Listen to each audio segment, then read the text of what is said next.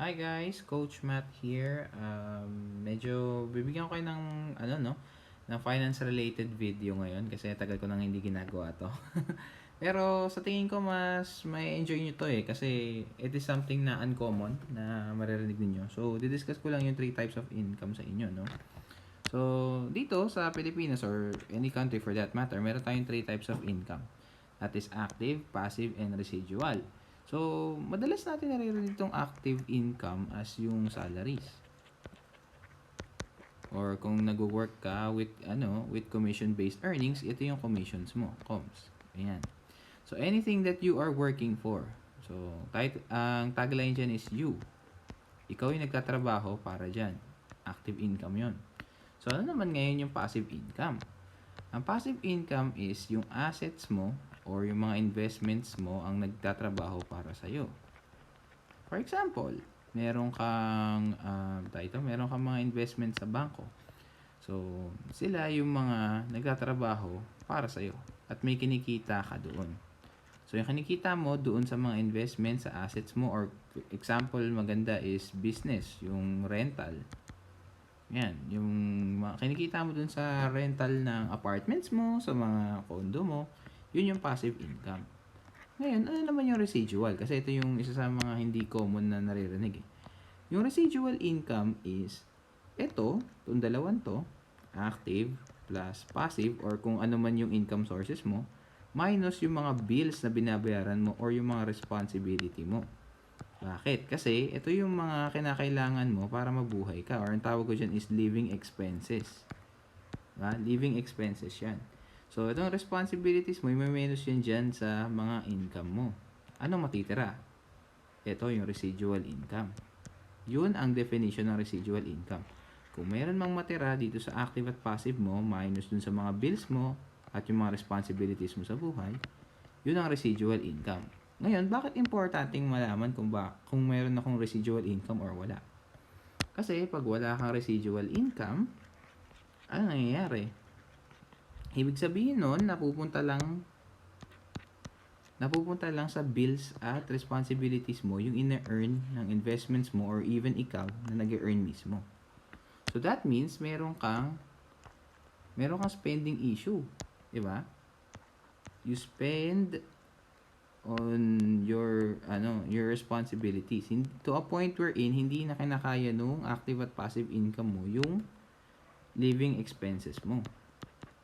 So wala ka ngayong pang-suporta in case of anything happens in life. Eh, 'di ba napaka-unpredictable ng life minsan. Hindi lang minsan, madalas. Or paka-unpredictable talaga ng life, no? So, di mo masasabi. So, kailangan lagi kang may residual. This is why when I discuss finances,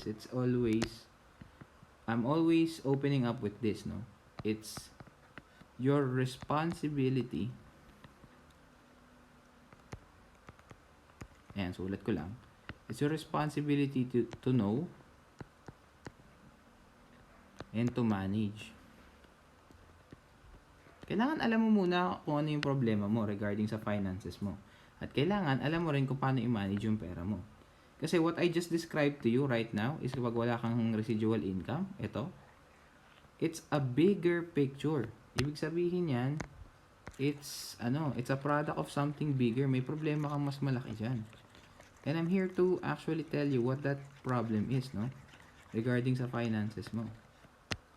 It's not just an income issue. It's also a management issue. See? Kasi itong problema na yan, sometimes nagko-combine yan into a bigger problem. A bigger problem of you actually holding your money. So, kung hindi mo alam kung alin dyan yung problema mo, sometimes it's a combination of both. Galing, no? Sa buhay, hindi lang pala combo milang combo, pati rin pala ang problema mo. Magko-combine din. So, if these two ideas are somehow a problem for you, di anong kailangan mo para to combat this? Knowledge and practice. Better practice, in fact. You need to know the better practice of how to handle your money. You need to know what is handling money. And alam mo dapat kung ano yung mga dapat ginagawa mo or hindi. This is why I'm always using one word. Isang word lang, guys.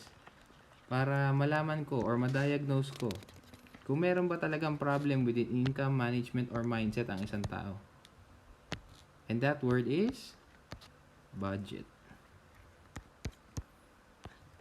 Kasi kung wala kang budget, ibig sabihin, hindi mo siya pinaplanong maigi. You're not actually holding your money. Someone is holding it for you.